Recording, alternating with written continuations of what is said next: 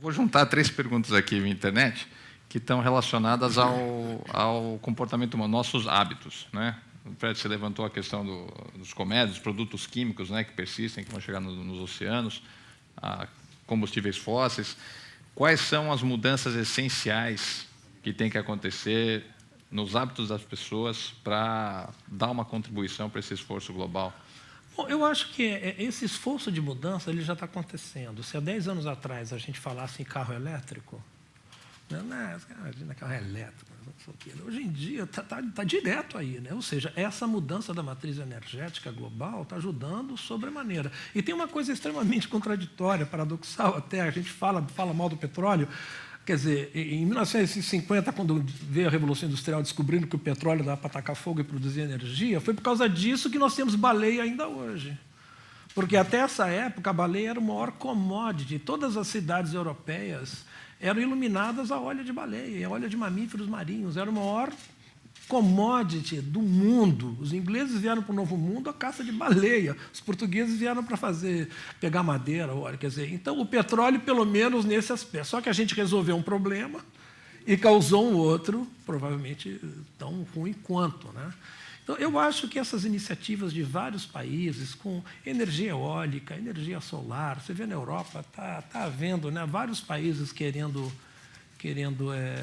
mudar a sua matriz energética. Eu acho que isso já é uma postura muito boa. E as pessoas, quando começarem a comprar, darem valor para o carro elétrico, e não que, né? Eu acho que é fundamental. As lâmpadas LEDs, a tecnologia está aí. Eu acredito no ser humano, eu acredito na tecnologia. A ciência está aí para isso. A gente publica os nossos artigos, né? É fácil publicar. O difícil é fazer a tua ciência ser útil para a sociedade. Isso é a coisa mais difícil que tem, né?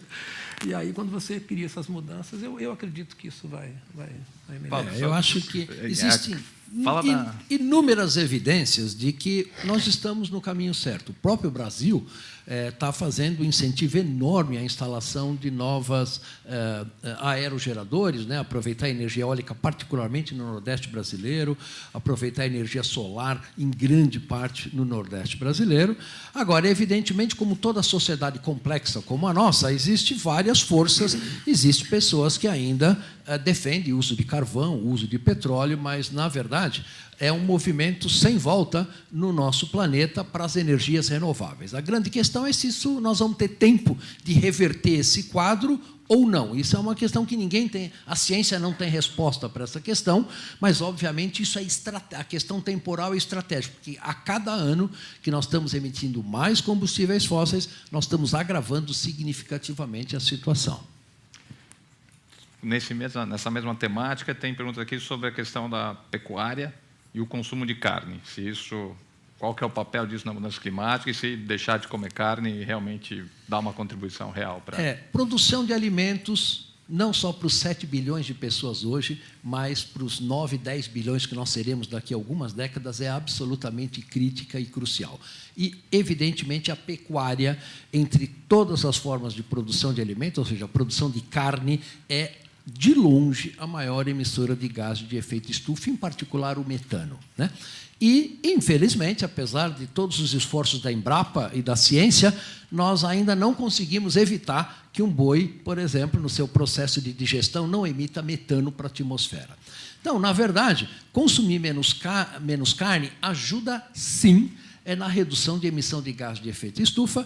E, além dos gases de efeito estufa, a pecuária também usa muita água, né? A gente pode imaginar que nós temos água sobrando no nosso planeta, mas isso não é bem verdade. Temos muito nos oceanos, mas muitas regiões do nosso planeta você tem uma escassez de água muito importante. E a pecuária usa muita água. Então, nós temos realmente que mudar os nossos hábitos alimentares para você realmente poder readequar o consumo de alimentos para um consumo de alimentos onde tenha um mínimo emissão de gás de efeito estufa, e a eliminação da carne é certamente um desses processos.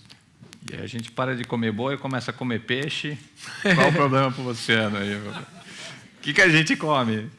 Não, eu acho que existem formas de você produzir alimento. Evidentemente que se o homem continuasse hoje como ele estava no Neolítico, há 8.000 anos atrás, caçando, não haveria. Infelizmente, nós tivemos que enveredar por essa forma, com essa revolução verde que houve na década de 60, né? Produzir muito mais grãos por hectare, né? Sociedades, a história mostra que aqueles que conseguiam produzir muito mais alimento dominavam as sociedades, né?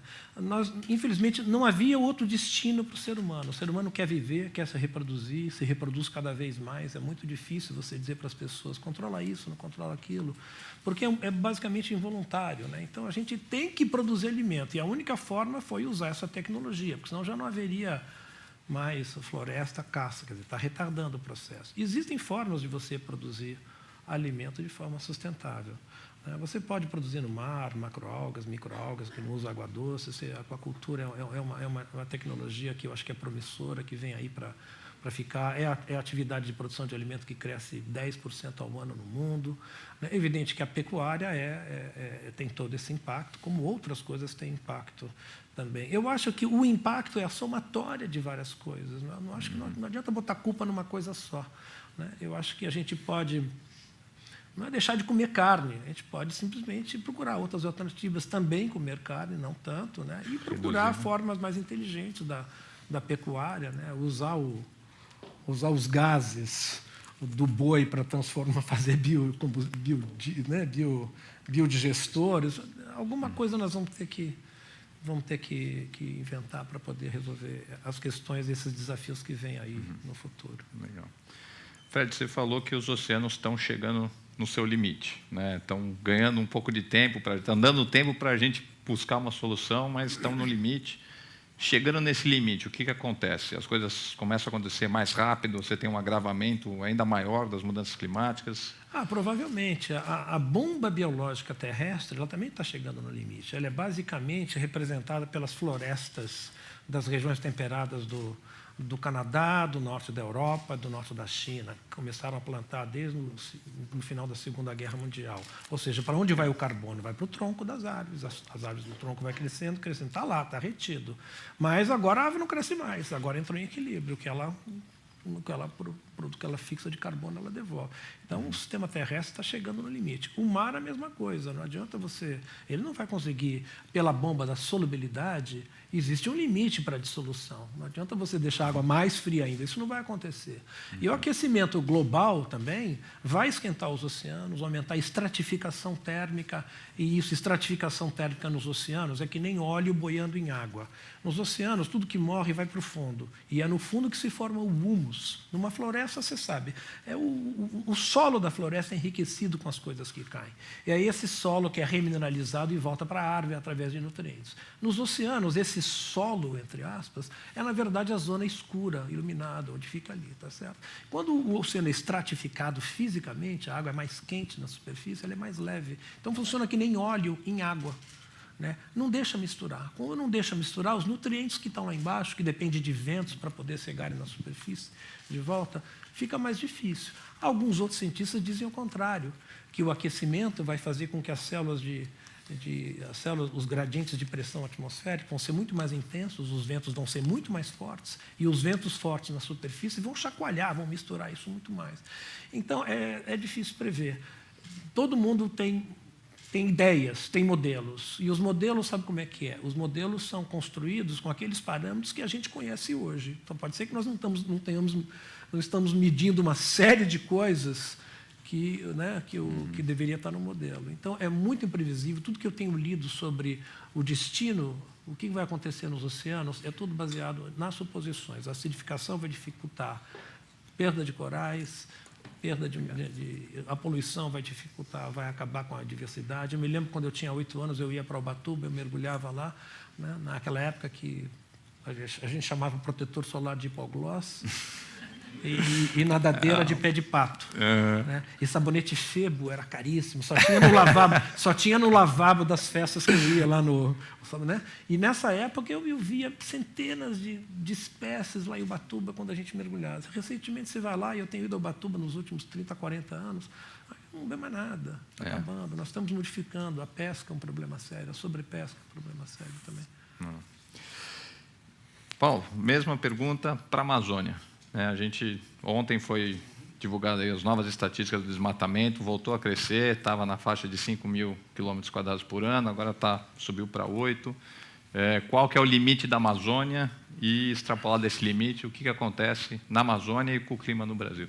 É muito importante essa questão, mas veja, a Amazônia está realizando um serviço ambiental, assim como os oceanos estão fazendo, muito importante de absorver cerca de 0,5 tonelada de carbono por cada hectare de floresta. Se você multiplica isso por 5,5 milhões de quilômetros quadrados da floresta, é uma área enorme. Ou seja, a Amazônia está ajudando significativamente a fixar esse carbono excessivo que nós estamos jogando na atmosfera. Agora, como o Brandini colocou, isso tem limites, né? Uma árvore não pode crescer para 100, 150, 200 metros de altura. E também a fotossíntese depende de nutrientes, depende de outros ingredientes. Então, nós já temos indícios de que esse limite está chegando nos ecossistemas tropicais, não só na Amazônia, mas em outras regiões, e o homem está dando uma empurradinha, né? Então, esse ano, o Brasil desmatou 8.000 quilômetros quadrados de florestas primárias. É uma área muito, muito grande, e este carbono desses 8.000 quilômetros quadrados foi todo para a atmosfera, agravando ainda mais a questão do aumento dos gases de efeito estufa. Então, nós temos realmente que fazer desmatamento zero na Amazônia, como o Brasil prometeu nas suas obrigações com o Acordo de Paris, reflorestar da ordem de 10 a 12 milhões de hectares na Amazônia, para você ajudar esse serviço de absorção de carbono, e, com isso, a gente tentar ganhar algum tempo para trocar a nossa matriz energética no planeta como um todo. Então, isso é uma tarefa enorme que o Brasil dificilmente vai conseguir fazer sozinho. Nós precisamos de mecanismos financeiros internacionais para implementar isso, e nem é justo a gente pagar essa conta sozinho, né, aqui cá entre nós. Então, como nós vamos fazer internacionalmente arranjos para quem paga essa conta, são questões muito importantes. Mas a Amazônia está fazendo o seu papel hoje, mas ela tem um limite que nós estamos chegando muito próximo desse limite. E qual é a influência da Amazônia no clima aqui de São Paulo, né? Nós estamos em São Paulo e tem essa discussão muito forte sobre até que ponto ela influencia as chuvas em São Paulo ou não. Como é que está o conhecimento científico? É muito importante a gente perceber o seguinte: a atmosfera é um sistema aberto. Uma molécula de ar que cada um de nós está respirando aqui já foi respirado na China, na Groenlândia, no Alto Rio Negro e assim por diante, né? O ar circula pelo planeta todo, né? E muito mais rápido do que, por exemplo, circula os oceanos, também fazem esse papel, mas a atmosfera é muito mais rápida nessa questão. E a Amazônia é absolutamente estratégica para processamento de vapor d'água para toda a América do Sul. Não há molécula de água, quase não há molécula de água que chegue no Cerrado Central, onde nós produzimos soja e todos os produtos da agropecuária, que não seja processado pela Amazônia. E, obviamente, se você desmatar numa área muito grande da Amazônia, você diminui esse fluxo de vapor d'água, alterando o clima e a precipitação e a chuva aqui no sul do país, né? Então, a Amazônia é, sim, extremamente importante, né? Não para eventos individuais de seca, aqui em São Paulo, como nós temos ao longo dos últimos anos, mas preservar os serviços ambientais que todos os ecossistemas do nosso planeta fazem, do qual nós dependemos, é absolutamente essencial para a sustentabilidade do planeta a médio e longo prazo. Legal.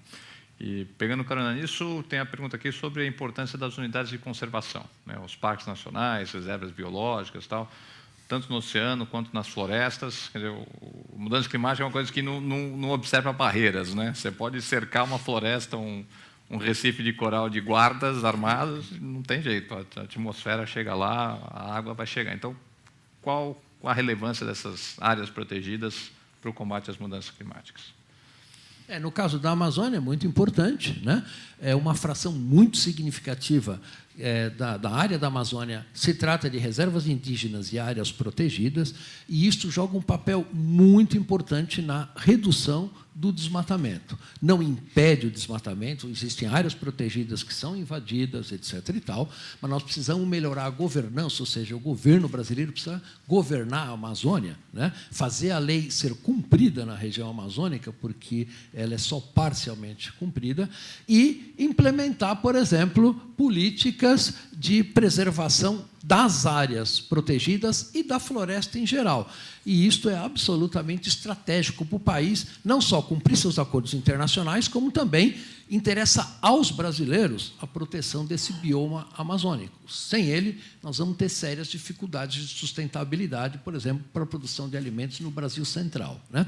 Então, as áreas protegidas jogam, sim, um papel muito importante, e a gente tem que ampliar essas áreas protegidas e garantir a sua proteção cada vez mais. Nos oceanos, Fred.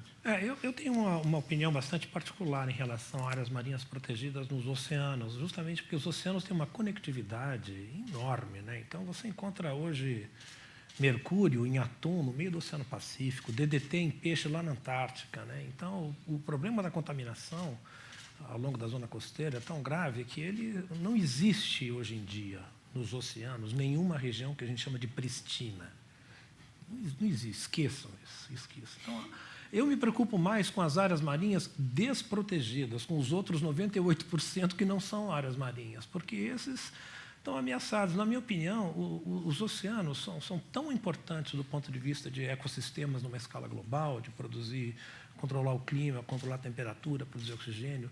A sua biodiversidade é tão importante na pesca, na escala regional, que eu acho que o oceano inteiro devia ser protegido. Isso você consegue com a educação das pessoas, tá certo? Agora, eu acho que, por um lado, né, é um alerta, né, pelo menos é um banco de diversidade que você pode... Eu acho que é uma coisa provisória, paliativa, mas ela não vai ser suficiente. Não adianta nada você proteger recifes de coral, essas coisas, como eu tive em Belize, no Caribe, que tem um atol lindo, maravilhoso, e é uma área marinha protegida e uma fatia da pizza desse atol. Ou seja, 15% dele é área marinha protegida. Aqui você não pode pecar, não pode fazer nada. Mas no resto você pode fazer o que você quiser.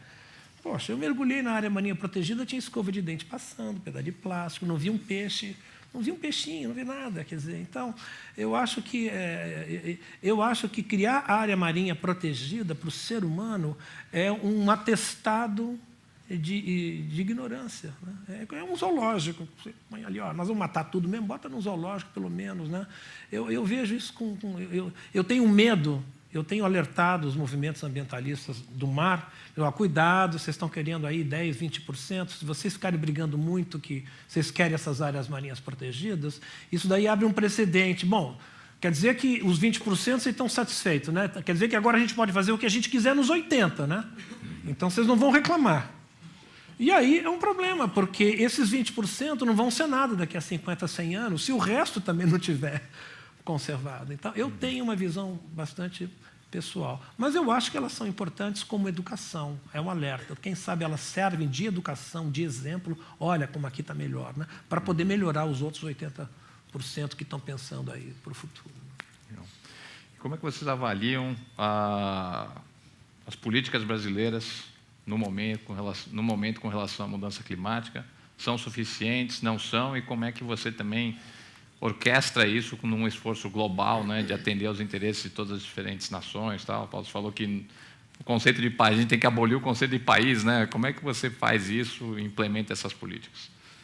Veja, é uma pergunta muito complexa, a resposta é muito longa, mas, basicamente, o Brasil se comprometeu a reduzir as suas emissões de gás de efeito estufa, né?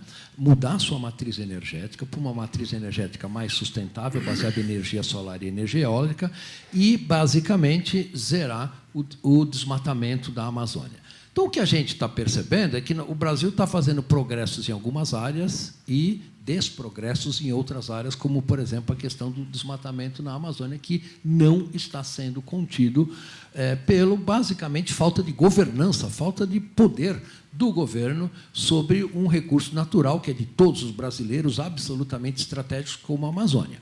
Então, o Brasil está se comprometendo a reduzir as suas emissões de gás de efeito estufa, mas, com certeza, nós poderíamos fazer muito mais do que isso, né? O Brasil tem um potencial eólico no Nordeste brasileiro enorme, tem um potencial de energia solar gigantesco, né? Então, veja, na Inglaterra e na Alemanha, países que têm muito menos incidência de radiação solar do que o Brasil, eles já têm uma fatia enorme da sua matriz energética em energia solar. Por que nós não temos isso? falta de visão do governo de médio e de longo prazo. Existe tecnologia para fazer isso, os preços são competitivos. Hoje, se você monta uma usina termoelétrica ou você gera essa energia por energia eólica, hoje é praticamente o mesmo preço. Então, não é uma questão de preço, é uma questão de cultura, é uma questão de centralização da geração de energia. Né? Você tem um sistema mais descentralizado, você tem menos controle sobre esse sistema, como é o caso da energia eólica e energia solar.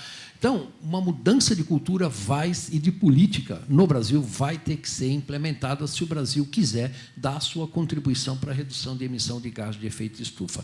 Isso não há a menor dúvida. Pegando o gancho, eu queria lembrar vocês que a energia mais estável que os oceanos podem oferecer é a energia das marés.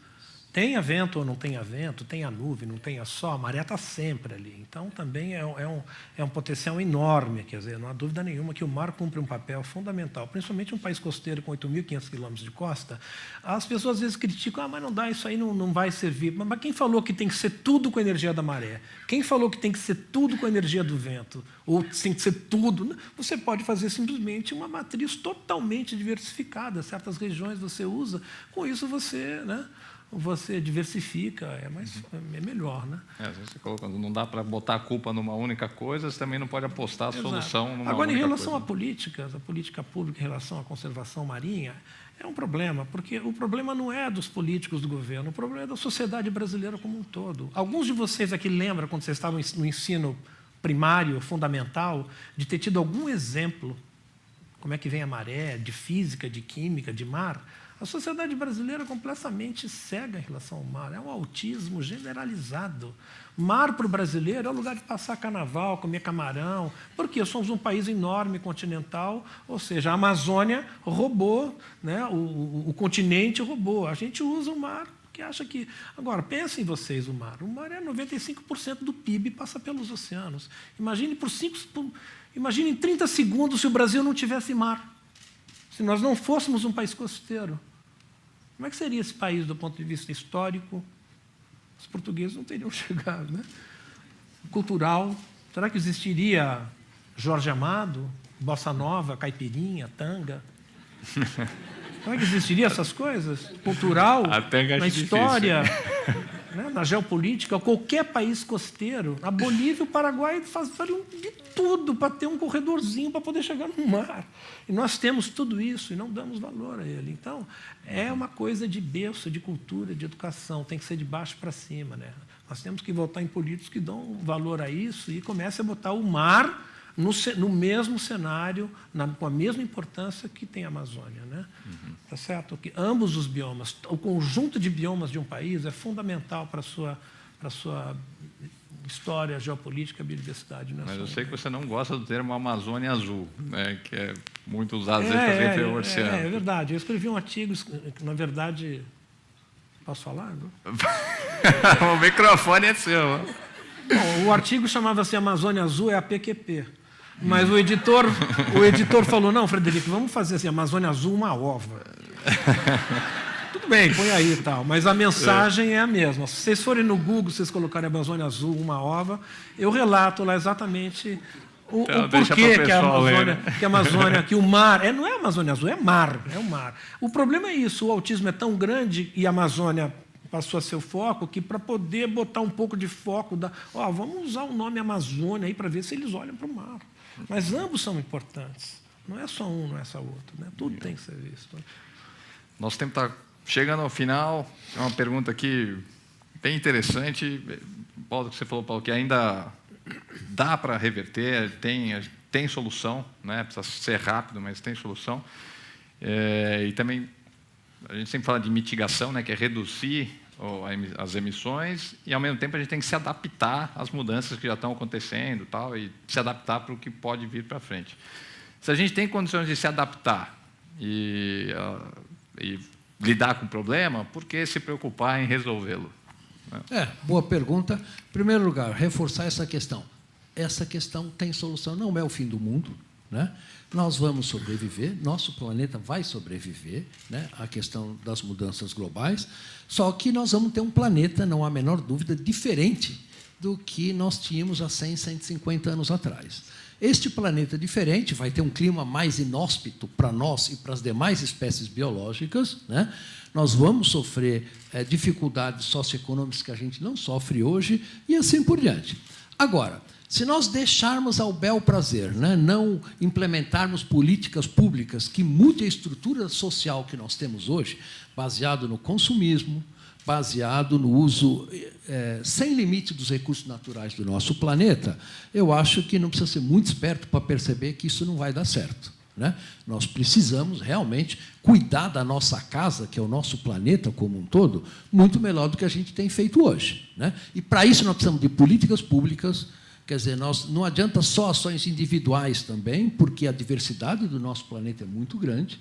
Precisamos de políticas, sim, de incentivo à mudança de consumo, mudança de uso de água, mudança de uso de energia, forma mais eficiente de produzir alimentos, formas mais igualitárias e distributivas de distribuir a renda no nosso planeta, porque, veja, a África tem 1,2 bilhões de pessoas, a China e a Índia mais 3 bilhões. A hora que a África, China e Índia quiser ter o padrão de consumo das nações desenvolvidas hoje, nós teremos um problema muito sério e isso vai chegar logo. Então, nós precisamos agir, sim, e precisamos agir com políticas públicas eficientes e baseadas em ciência, porque a ciência é muito importante para dirigir quais políticas públicas vão ser mais eficientes, quais são as questões mais prementes. Isso tem que ser identificado pela ciência e a ciência passar isso para os formuladores de políticas públicas para estruturar e implementar políticas públicas a mais eficientes possíveis, e nós não temos muito tempo para perder. Se nós vamos fazer isso daí daqui a 50, 60 ou 100 anos, vai ser muito mais difícil para implementar, vai custar muito mais caro e os efeitos vão ser muito piores para nós mesmos. Fred, qual a lição de casa aí para os governantes e para os cidadãos? Eu acho que tudo está na educação. Há 40 anos atrás, eu assisti uma palestra de um japonês na Alemanha, muito tempo atrás, e ele falou uma coisa que talvez hoje soe muito como um clichê, mas vale, né? Ele falou um negócio fantástico, eu nunca mais me esqueci. Era uma palestra sobre sustentabilidade, 40 anos atrás.